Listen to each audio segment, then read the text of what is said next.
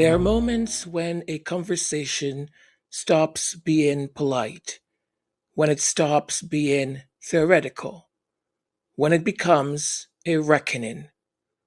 This was one of those moments: a quiet studio, a trusted voice, and a question that no longer allows us to look away. What are we doing to our children? And who is finally willing to stop it? Hosted by Gayle King, this Oprah Daily special was not entertainment, it was an intervention per se. At the center, Jonathan Haidt and Catherine Price, authors of The Amazing Generation, a book written not about children, but for them. And then, quietly, powerfully, the conversation widened because some people don't just warn about issues, some people build and help build solutions, like the Duke and Duchess of Sussex, Prince Harry and Meghan. Welcome. This is Majesty Sussex Report, and I'm Antonio. Thank you for spending some of your very valuable time here with us. Stick around.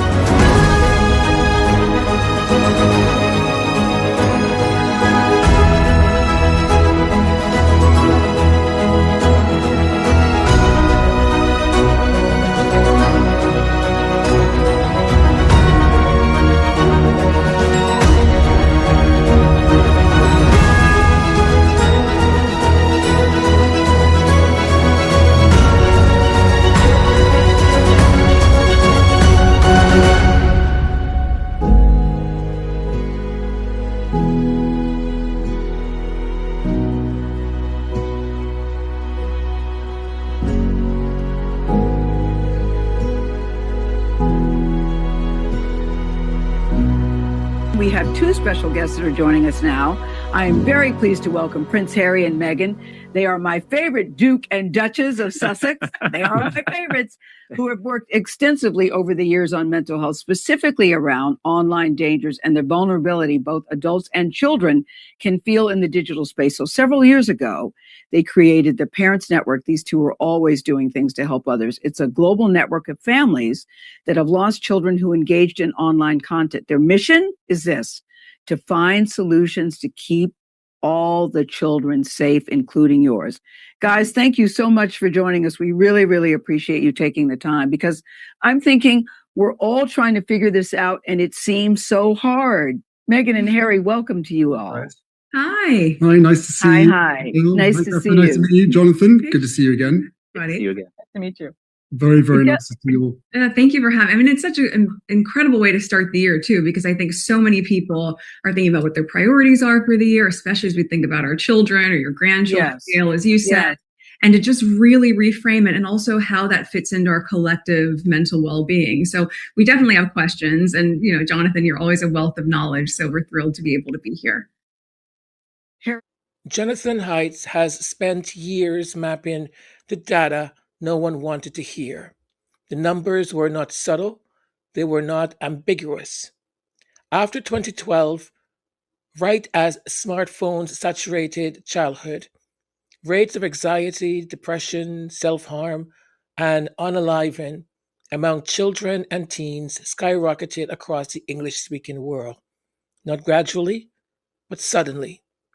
Catherine Price brings the human lens, the lived reality inside homes, bedrooms, classrooms, and dining tables. She names what parents feel but struggle to articulate. This is not about phones are bad. This is about addiction by design. The comparison Holtz makes is chilling and precise. Big tech operates like big tobacco, not metaphorically, structurally. They studied addiction, they engineered it. They knew children were being harmed, and they proceeded anyways. The difference? Tobacco executives never had to look parents in the eyes after a child's death. Tech executives do, and still, business continues. What Halt's names next is pretty essential, what he says next. We did not just add phones to childhood, we replaced childhood. For hundreds of thousands of years, children learned through play, physical play, unsupervised play, risk, laughter, boredom, imagination. Then fear crept in. We overprotected children in the real world and underprotected them online. What replaced play was not connection, it was surveillance, performance, and status anxiety. Children learn to curate instead of explore, to scroll instead of wonder, to seek validation instead of meaning. And the most damning truth, the kids know it. Gen Z does not defend these platforms. They regret them, but they cannot leave alone because isolation is the price of resistance. Unless someone creates a collective exit. That AI is making this so much worse. And I know that, first of all, thank you all for the work that you're doing in this area. But for anyone listening and watching, please watch out for things like character AI and replica, where kids are having relationships with chatbots. I mean, as John is saying, we need to help our kids develop human skills and human relationships. And both of us have done a lot of research on human flourishing, what it takes to have a meaningful and full life. And relationships, human relationships, are at the top of that. And as we point out in the book, there's something very cynical and dystopian happening right now, where these products have made people more lonely. And these tech companies are solving the problem by inserting more chatbots into their product and encouraging people of all ages, including children, to interact with them. And John has a great line about, if you want to be a grandparent, then don't let your kid be on relationship with the chatbot. But please, parents listening, like, that is something that is not well known enough. The Duke and Duchess of Sussex, Prince Harry and Meghan, did not arrive as commentators. They arrived as co-builders, not louder, but making the conversation deeper. Years before this book topped bestseller list, they were already listening to families who had lost children to online harm. This is real. Their response was not a campaign. It was the Parent Network, a global peer-led support system rooted in lived loss, shared knowledge, and prevention. This matters because what distinguishes the Sussexes is not language. It is infrastructure. They ask different questions. What happens after tragedy? Who holds tech accountable now? How do families support each other when institutions fail? Harry's question to Haidt cuts to the core. How does a phone-based childhood disrupt emotional development? And the answer is devastatingly clear. It crowds out sleep. It crowds out reading. It crowds out friendships. It crowds out sunlight, movement, and laughter. Most dangerously, it crowds out human formation. Meghan names something profound and psychological. An emoji cannot replace a belly laugh. The body knows the difference. The nervous system knows the difference. Children know the difference.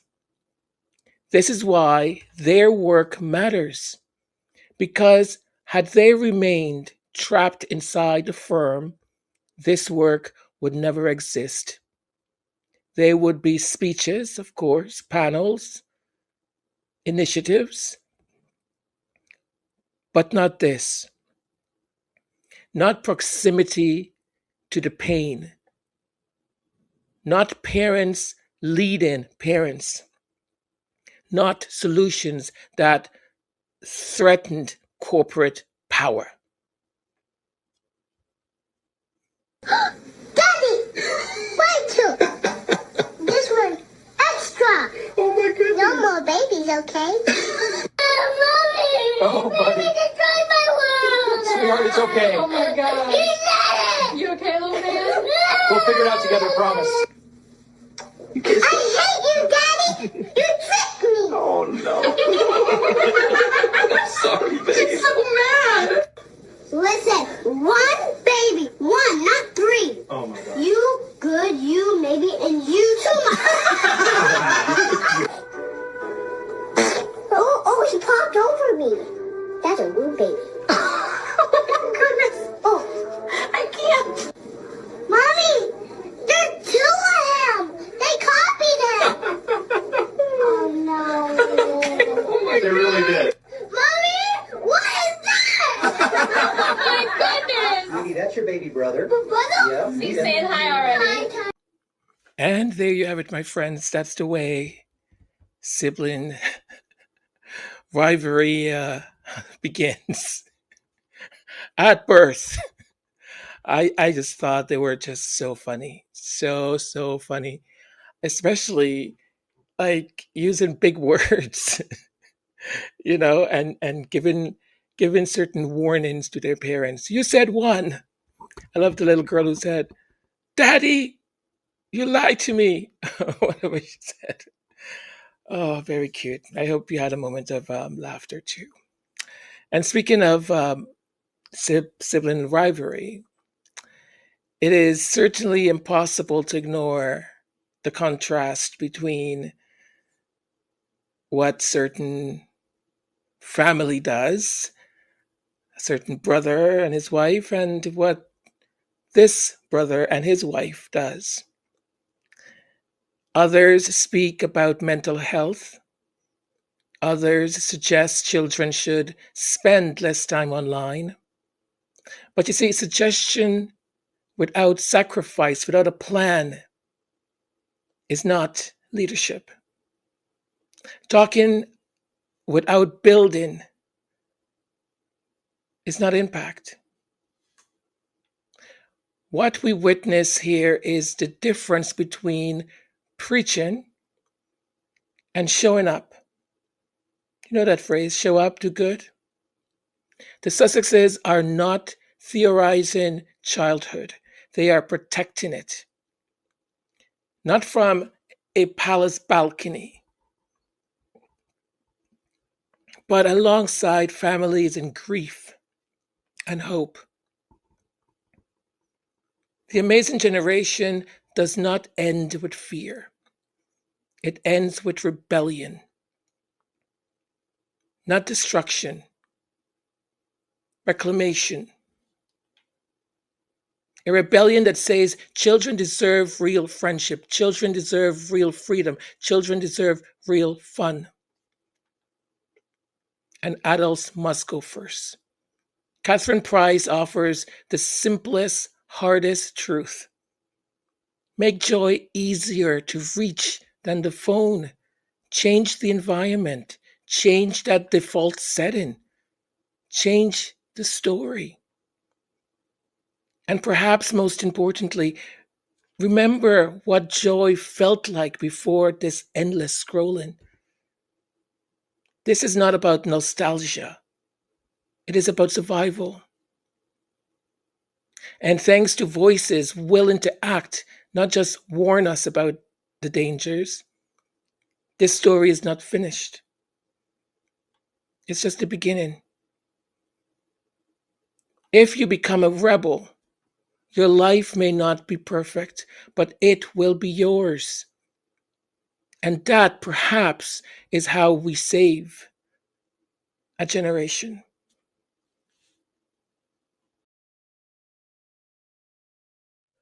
Well, it's really, really extraordinary the work that these folks are doing, and I really do hope that parents are taking note and actually, well, it's in the New York bestseller list, so people are purchasing the book. Also, with the book, it comes with a companion resource, sort of other things that will help you if you're an educator, if you're a teacher.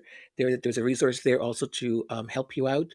If, for example, the community center has activities for kids and so on. It also has a resource for community center workers and so on. So it's really great.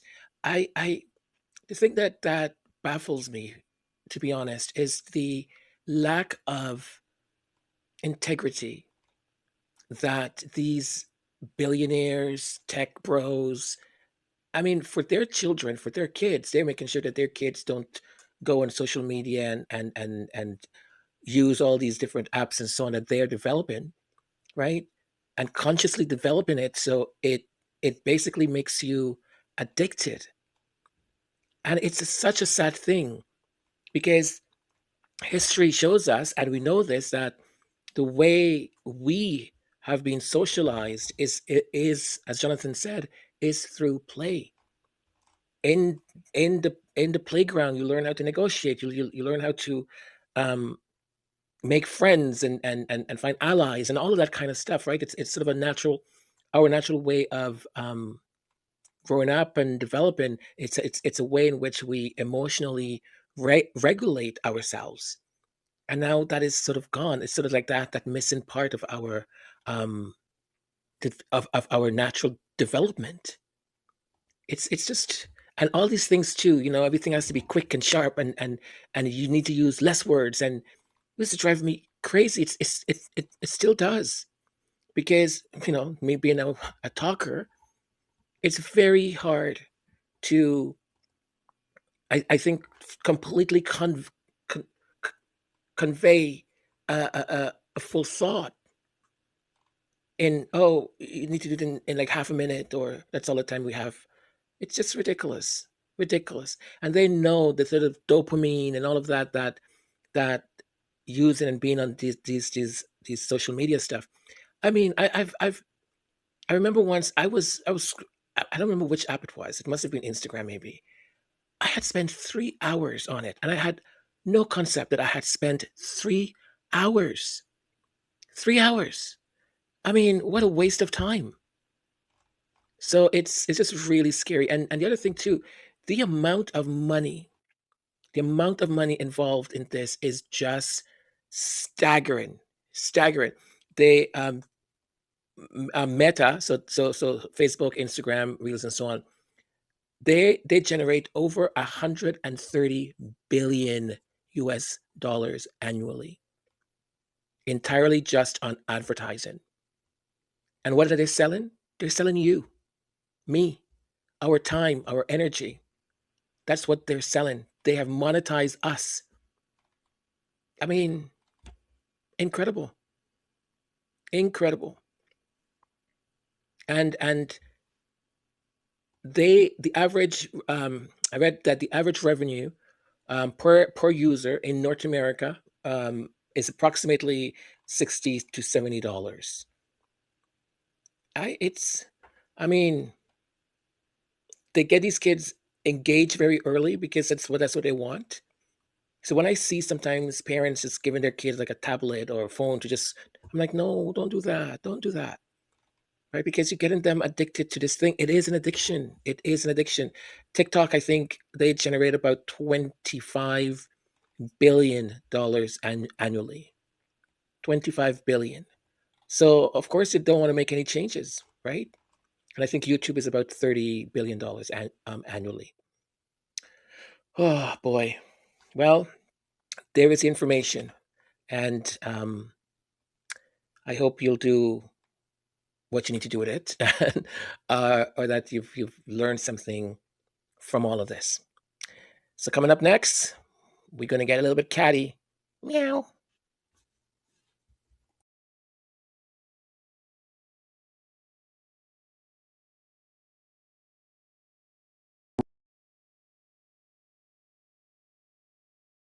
kind of glitch on the website, and some kind of Eagle Royal fans put in 1 million, I want to buy 1 million jars of jam, and they were told, no, you can't buy 1 million, there's only 135,000 left. And if you do the maths, it means she sold about, you're better at maths than me, AJ, but she sold about 862,000 a lot. Jam. Anyway, so, and we I have to say, I'm one of those who have been scoffing all along, saying, God, you know, Meghan's selling jam, what next? You know, this isn't dignified for a member of the, extended member of the royal family, ex-member of the royal family. But to be fair to her, if she's made 27 million, then, well, I suppose she's having the last laugh, yeah. She is. Very nice. I need to start making jam ASAP in 2026. Okay, so I'm going to chat a little bit about the video and the article. And I am honestly, this is complete honesty, truthfulness.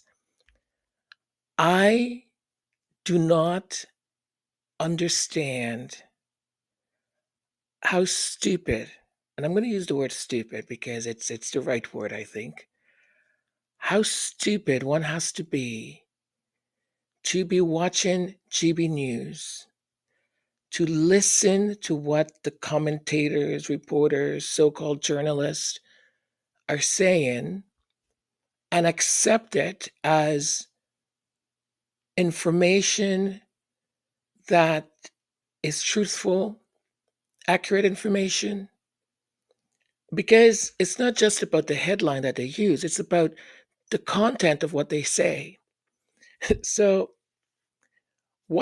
after reading the article about GB News, I don't know, audience turning off GB News because of this segment, right? What we are witnessing, and I'll say this 1 million times, 2 million, 3, I'll keep saying it. So people, I'm not saying you folks, but other people can really understand. This is not journalism. So these people that label themselves with that title, journalist, that's not journalism. It is theater masquerading as arithmetic. Charlotte Griffiths invites the viewer to scoff at the idea that Meghan Sussex could earn substantial revenue from a consumer product because, brace yourself for this one, she once demonstrated jam making in her own kitchen. I mean, this is the intellectual equivalent of watching a car commercial and concluding Henry Ford personally assembled every vehicle. I mean, the suggestion that Meghan must physically stir, bottle, and label nearly 1 million jars by hand in Montecito is not skepticism. It is performative obtuseness. I mean, the stupidity. No one watching in good faith believes lifestyle brands function this way. No one. That is, except those who need her success to look absurd in order to feel justified in dismissing it. But more troubling still is the normalization of clearly deranged behavior. Someone gaming a website, attempting to place orders in the hundreds of thousands or millions, is not a clever royal eagle eye, Charlotte. Sweetheart. Dum-dum. It is digital interference. That is conduct. I mean, that conduct is treated as a sort of parlor trick rather than questioned for its legitimacy. They don't at all. Same as the Newsweek dum-dum over there too, right? This tells you everything about the priorities at GB News. The panel does not ask whether such activity distorts data. Instead, they invite the misinformation, or at least they think it's okay to air. It completely undermines fair reporting. I mean, they're the ones who had that, the other one who said that she just saw this information on the internet and so she just assumed it was true. I'm not going to repeat what it is, but you folks know who. Malone, not a dum-dum. I mean, really, these people are amusing, aren't they? So this is not reporting, okay? It's not reporting. It's a misinformation. As I said, undermines fair reporting. Instead, it's sort of laundries, right? It laundries that the sort of fake stuff into insight. They kind of repackages then, and then it comes across as mockery because they need to mock Meghan Sussex. They need to bring her down to their level. Sweetheart, dum-dum. Never gonna happen, dum-dum. Never. And yet, even though this fogs, right? This is a sort of fog of bad faith. Somewhere in between there, the truth sort of leaked. Now, just a quick disclaimer. As you may see, I'm not editing this right now because I'm not going to. So sorry, my speech is going to be as best as I can because I'm not going to edit out, stammering or anything to that sort. I'm just going to leave it in because this section is just meant to be, I'm just talking to you folks, my opinion, my thoughts, unedited. That's the word I'm looking for. So it as ever is performing well, right? As we can see, the demand is real, and scale is, is planned. I can just imagine once this goes international, because expansion is underway, people. The laughter at the end belongs not to these commentators, but to the woman they cannot stop. They can't stop her. They can't. And they can't stop talking about her. Because nothing unsettles cynicism quite like success that refuses to ask for permission. Refuses. And I don't understand this whole thing. When some of them have said, oh, well, I guess Meghan won. Well, I guess Meghan has won. I guess, when was it a competition, dum-dums? When was it a competition? Meghan never said she was competing with any of you, but all of you seem to be in this imaginary competition with her. So ever so often, even through your lies, your fabricated stories, you have to admit and come out and go, I guess Meghan won. I guess I have to take my hat off. And I guess I should be making jam. Ugh. Now we had that stupid article that idiot wrote, another dum-dum, right? About, well, why even talk about it? I'll just let somebody else tell you, folks. I'm sure you've already heard about it, but here you go. And the way he frames this article, William Sitwell for The Telegraph wrote this article titled, "When Meghan can make £27 million selling jam, you know society is broken."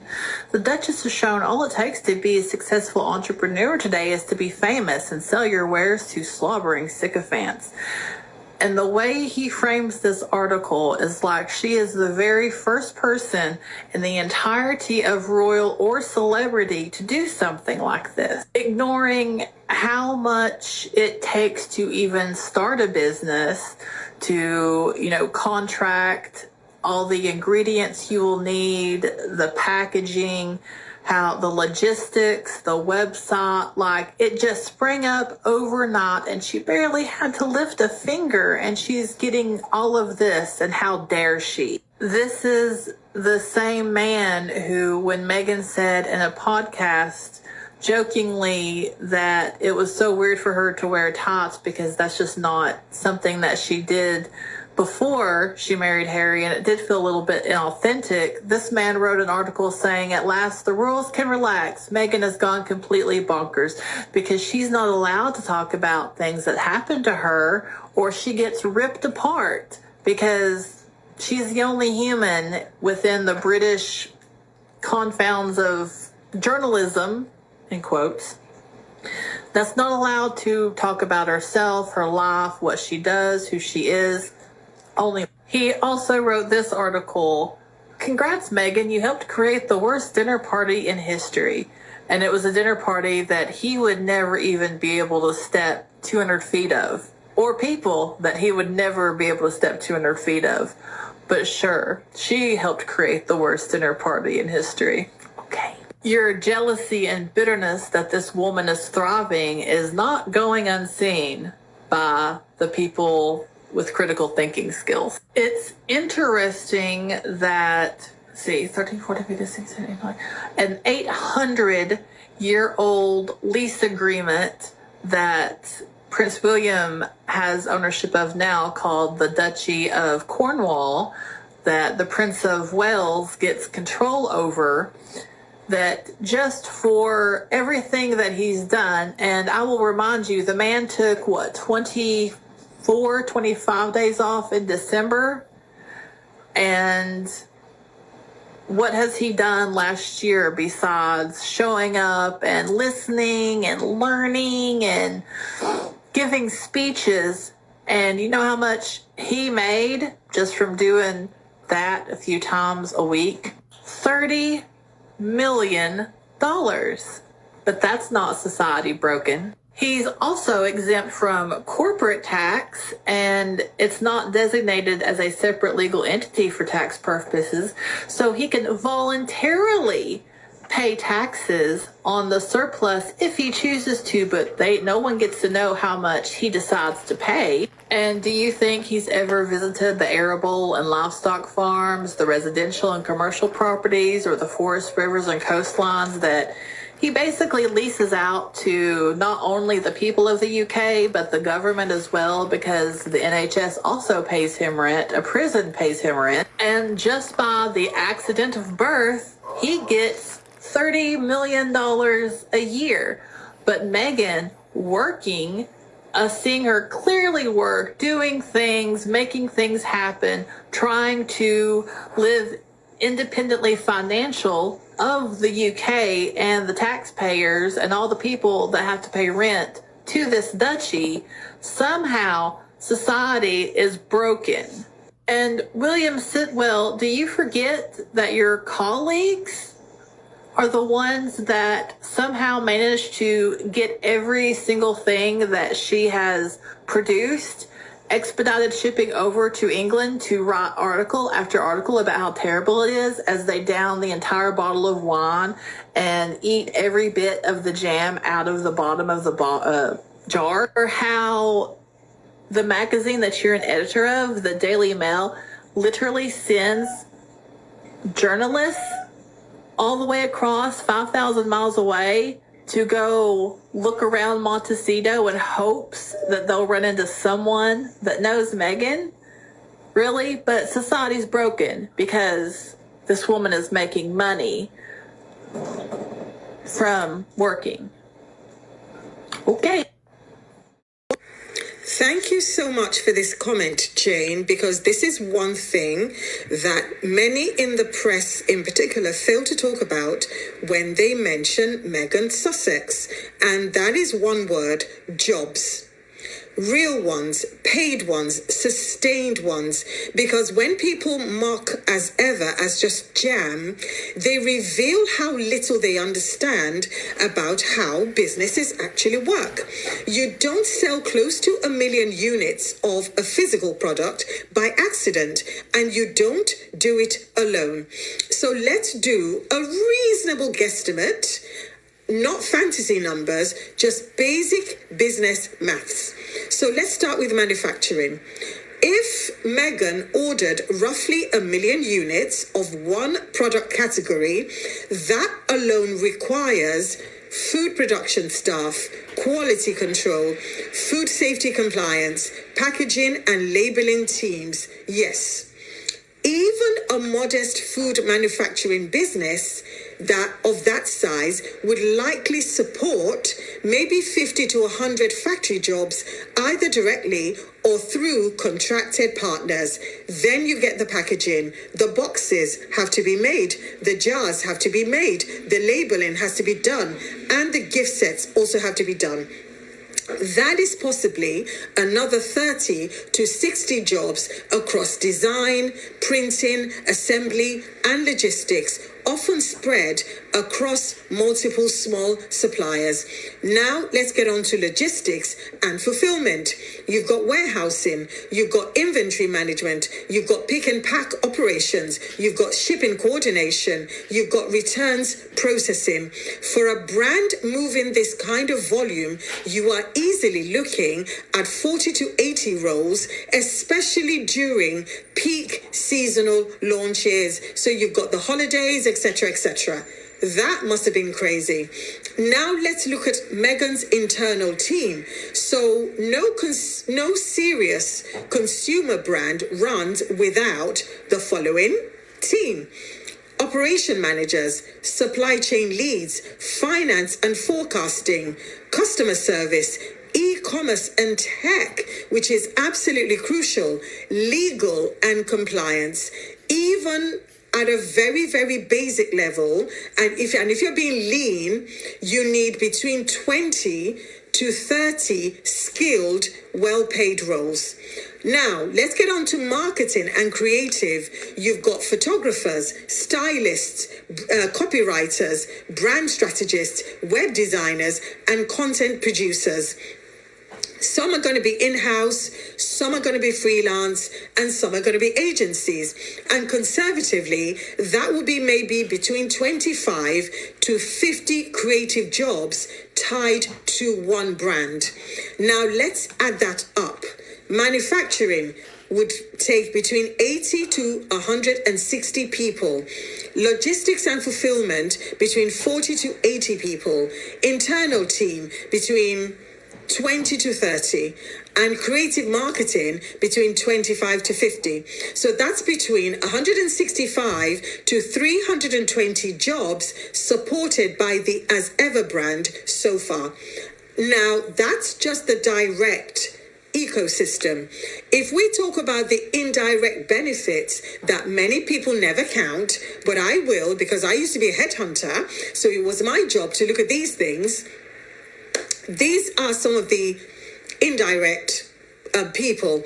So we're talking about small suppliers who are getting large, reliable purchase orders, family-run farms, because people forget that, and producers with predictable demand. Then you've got warehouses staying open year-round instead of just seasonally. And then you've got freelancers who are getting repeat contracts instead of just one-off gigs. And that is economic stability. That then also we have something called the brand halo. And every time a small business is featured, stocked, or partnered with, their sales will spike, which is natural. Their visibility increases and their credibility rises. So that is long-term value that you can't easily measure, but it's real. So every time the certain press, they make fun of as ever, they write articles and hit pieces and stuff like that. Actually, it means curiosity spikes, visibility spikes, and demand goes up. So yeah, thank you very much to the marketing department that inadvertently became Meghan's biggest PR. But anyway, let's finally talk about representation, which is very important to me as a woman of color, because creating jobs as a woman of color at this scale, especially in a sector that runs on unpaid labor, that really, really matters, because job creation is massive influence, not tweets, not headlines, not listening and learning, not one-off visits. This is real influence and this is real impact. And here's the irony. The same voices telling Meghan to just go away are talking about a business that is literally employing hundreds of people and circulating money through the economy. And that, ladies and gentlemen, is not disappearing anytime soon. That is building. And so whether people like Meghan or not, whether they think she's irrelevant or not, as ever, isn't just selling products. It's creating livelihoods, it's supporting supply chains, and it's proven again that quiet execution beats loud criticism. And that is the real story here. And thank you so much, Jane, for pointing this out, because again, when you look at what she's done from a business point of view, you will be in awe and you will understand why the hateful press and trolls are very, very upset, and to think this is just year one. But anyway, my name's Elizabeth. I'm the author of The Luxpreneur. Please get your copy from Amazon. And for more insights like these, please like, share, comment, and follow me. Have we underestimated Meghan? Her range of jams from the As Ever brand has sold almost 1 million boxes. That's sales of £27 million. And she's planning, they say, on expanding her lifestyle business all over the world. So now, would you say, legitimately, she's toasted the town? Has she finally silenced her critics? And are you one of those critics? Surely she should be seen as a successful, entrepreneurial working mum. Or maybe you think, oh, come off it. Her success is just because she married our Prince Harry, and was in that TV series Suits, which actually I never saw, but apparently it was all right. And also she's on Netflix, isn't she, whipping up a few biscuits and putting them in the oven and giving them to friends that she doesn't know clearly and has never met. Over the last few years, Harry and Meghan have consistently ranked among our least favourite royals. But are the tides now turning because her products are flying off the shelves? What do you think? 0207 862 20. I solemnly believe that broadcasters in the UK think that British people are stupid. I seem to like using that word, especially today. They think you're stupid. Maybe you are, maybe you're not. Because the things that these commentators, journalists, those that work in broadcast media, with shows, they say the most interesting things. Most of it is put together in a way that you may think that it's rather polite, but it's not. You see, they say it's not racism at all. No. Britain is not racist. We don't have one bone of racism in our bodies. I've even watched people like Nana, other people who have been on Loose Women, some women of color who have said, well, I'm married to a white man, and I'll tell you something, darling, is that I'd never experience any type of racism at all. The people who actually were quite racist was my family, my brown family. They were the racist ones. The white family I married into just welcomed me with just open arms and yes, they make me do curry in the weekends and I have to cook and stuff and take care of them and when they want some coffee or chai, I make it because I'm an expert at it, of course. And once a week, I go and I clean the house of my mother-in-law because she's so busy all the time, and I prefer for her to have a. One of these idiots on one of these shows said, "Oh, but Harry had all these was the eligible bachelor. He had all of these women just throwing themselves at him. Obviously Meghan made it to the front line. She must have done something really good because he picked her." You moronic idiot. I mean, they are not even trying to mask it. They're not even trying to make you believe of what their intention is. There's this peculiar dishonesty that passes as royal thought or royal common. I can't even speak. They try so hard to come across and even with Palace Confidential, right?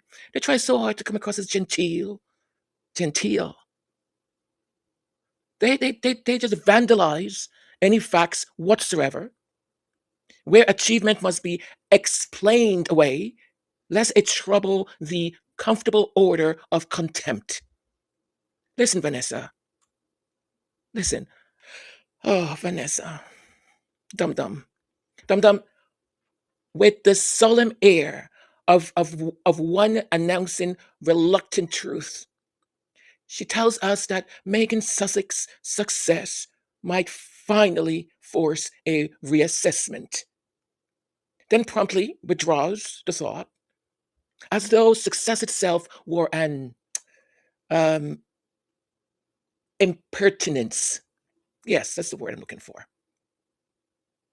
I mean, dum-dum, yes, the jams have sold. Yes, the numbers are serious. And yes, the business is expanding globally. And yet, when you listen closely to what Dum Dum is saying, the conclusion is not that she built something, but she married someone. And you see how she claims she married our prince. Our prince. That's who she married. I mean, come on. Come on. I love how she continues to say, and this is how stupid they all are. She goes, "Oh, and apparently was all right, and also that Netflix where she's whipping up a few biscuits and putting them in the oven and giving them to friends that she doesn't even know." Are you that stupid? Have you ever watched a show similar to the one with Love Meghan?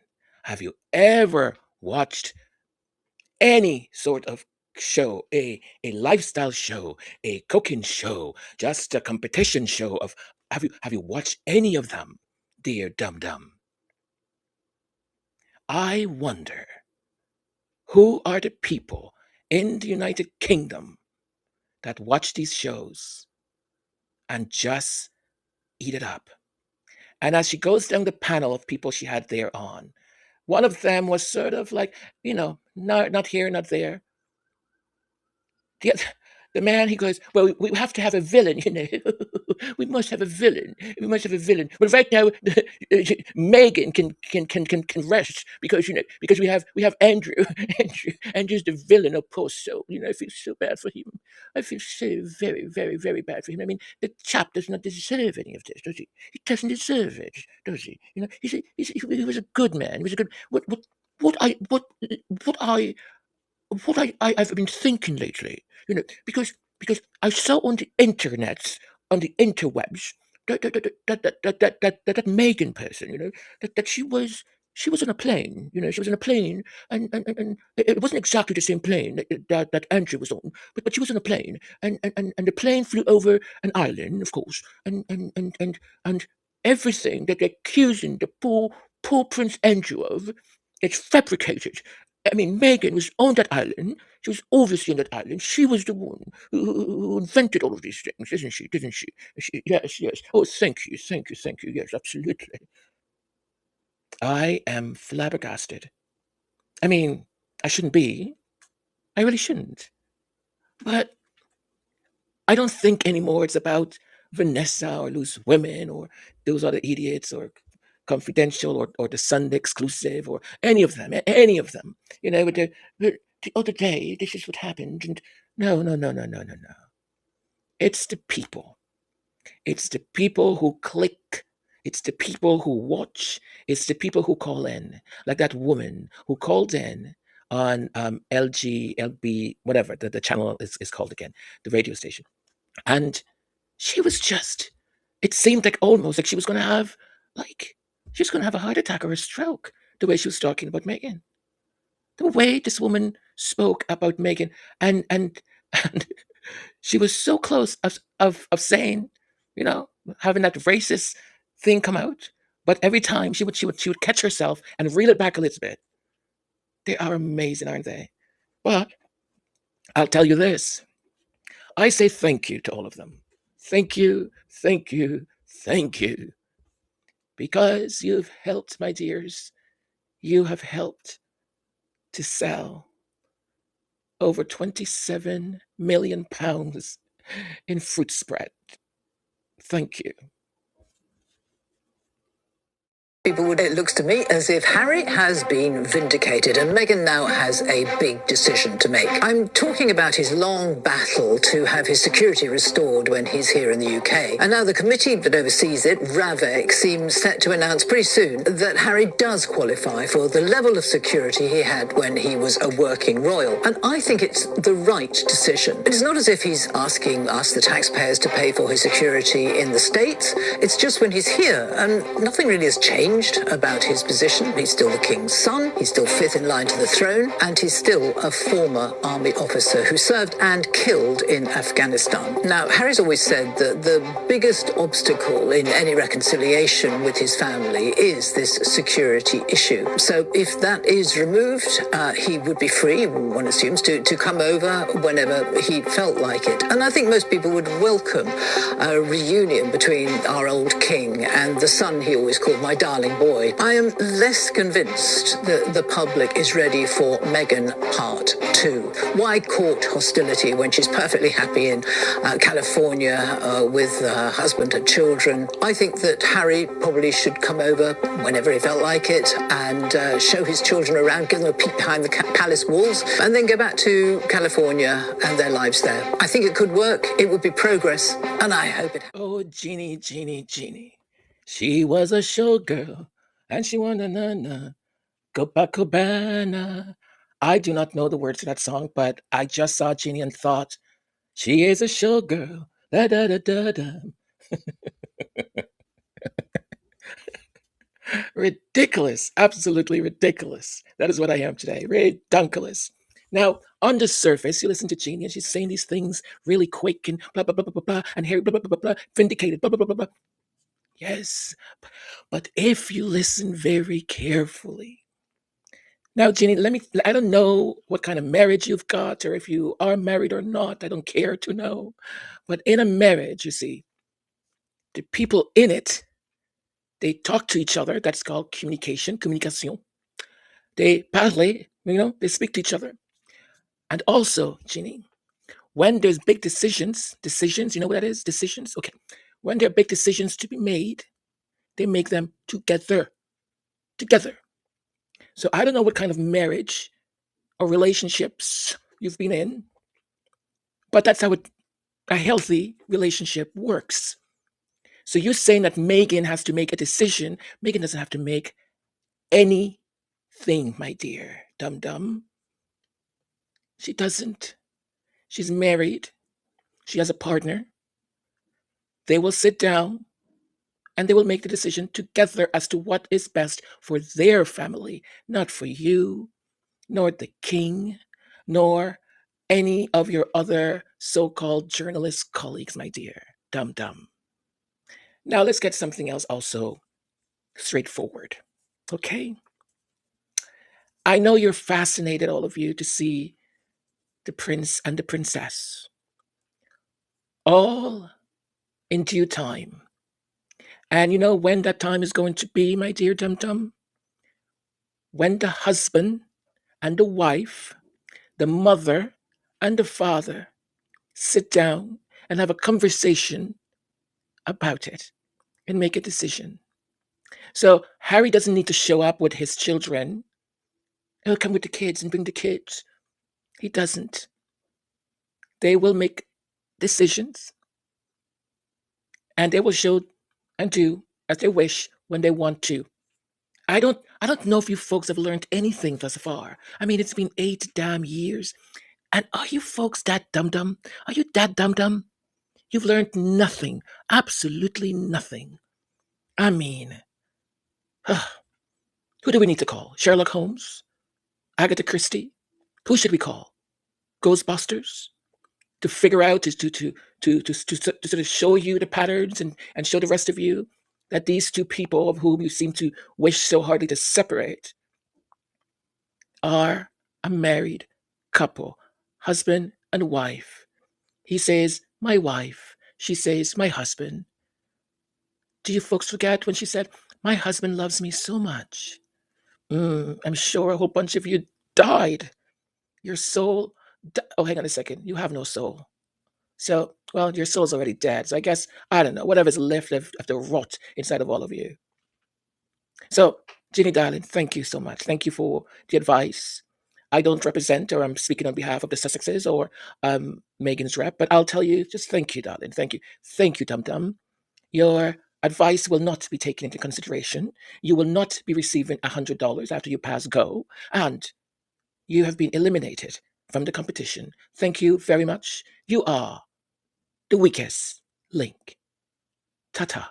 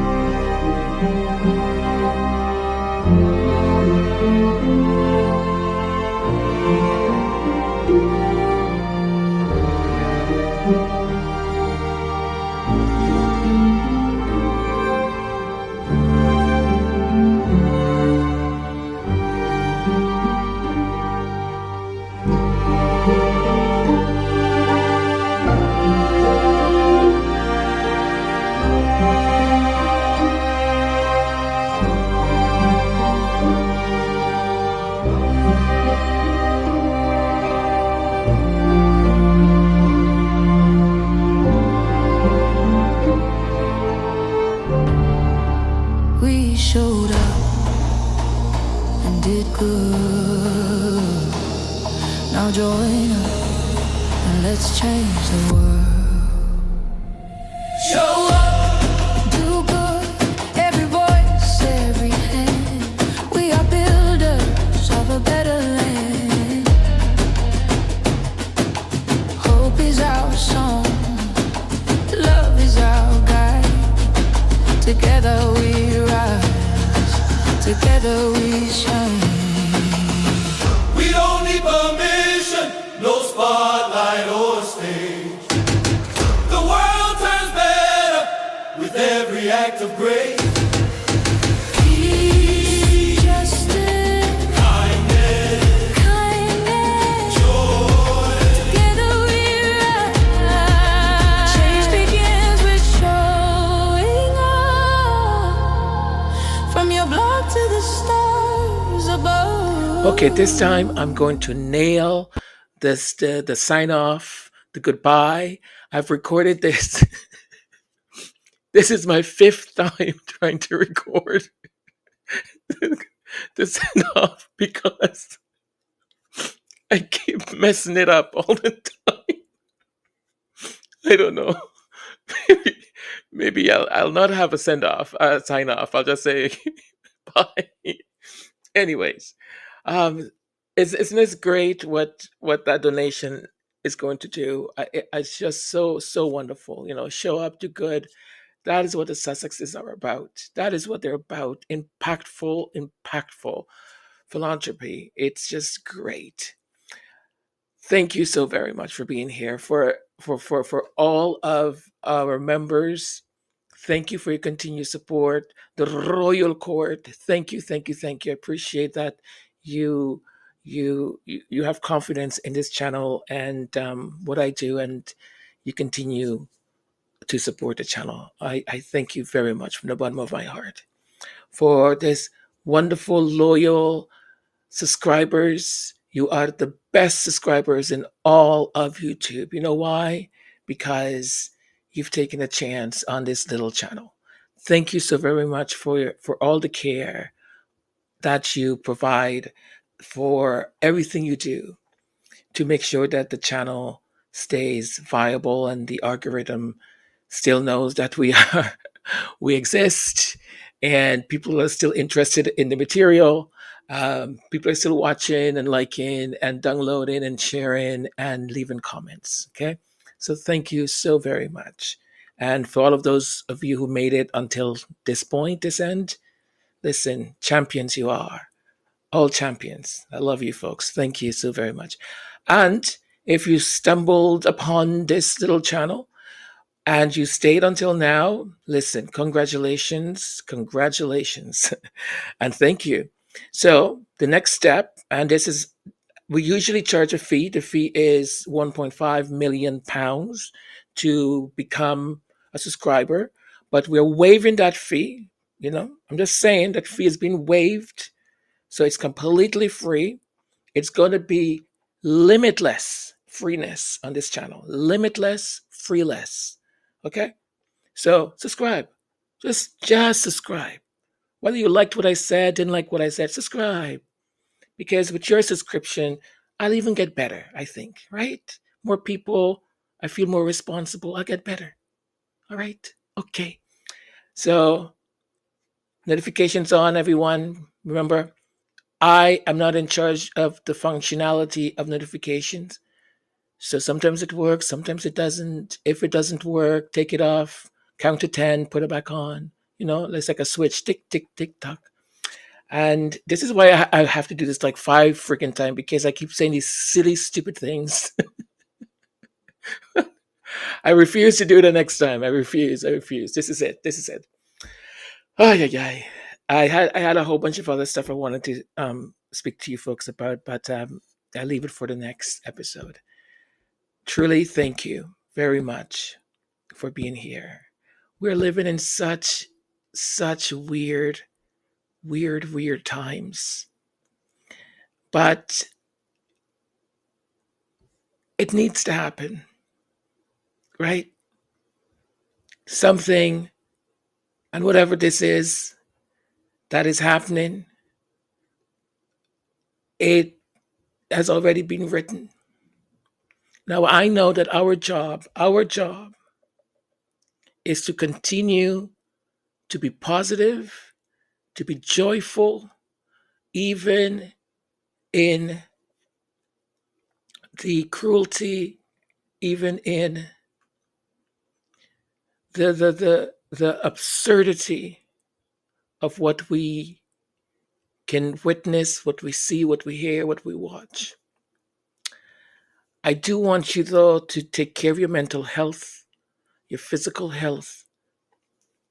Pray, rejoice, sing, dance, be joyful, be thankful, because that's the energy that we need to send out in the world, because our world is hurting. And our world needs to know that her children, that she has children on this planet that are happy, that will rejoice, that will sing, that will dance. And in the face of cruelty, we will not let them take our soul, darken our heart. I thank you from the bottom of my heart for being here and for your support. Please be kind to yourselves, kind to your loved ones, and to that one stranger that might be crossing your path. Be kind to them. I love you all. Thank you. Bye for now. Mwah.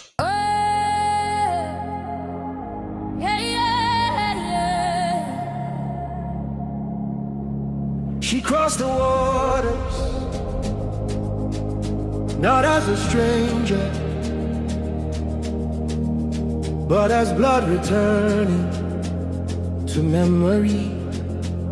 Drums rise, voices gather, heartbeat quickens. From across the sea she came, carrying stories in her name. Footsteps echo ancient ground, the ancestors feel her sound. Salt and sun upon her skin, history breathes her back again. What was lost is now made whole, the land remembers her soul. Who is she? She is daughter, she is crown. Adetokumbo, royalty from beyond the seas. Adetokumbo, hey. The crown has come home to me. Adamazi, daughter of the ancestral place. Adamazi, hey. Bloodline strong, we know her face. Oluobi, Ezearo. We rise, we dance, we celebrate.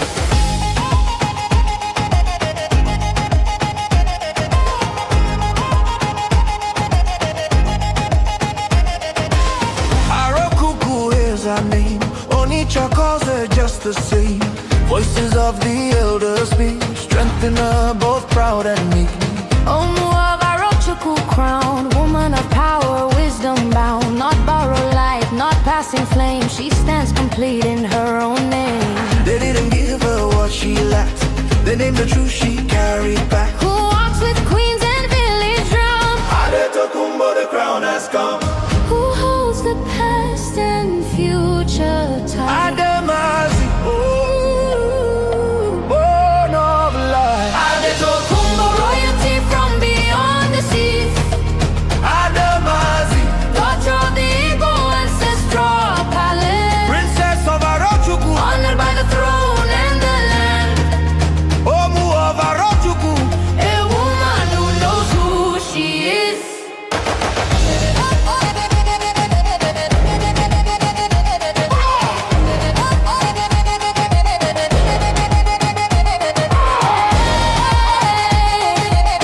Feet moving, hands lifted.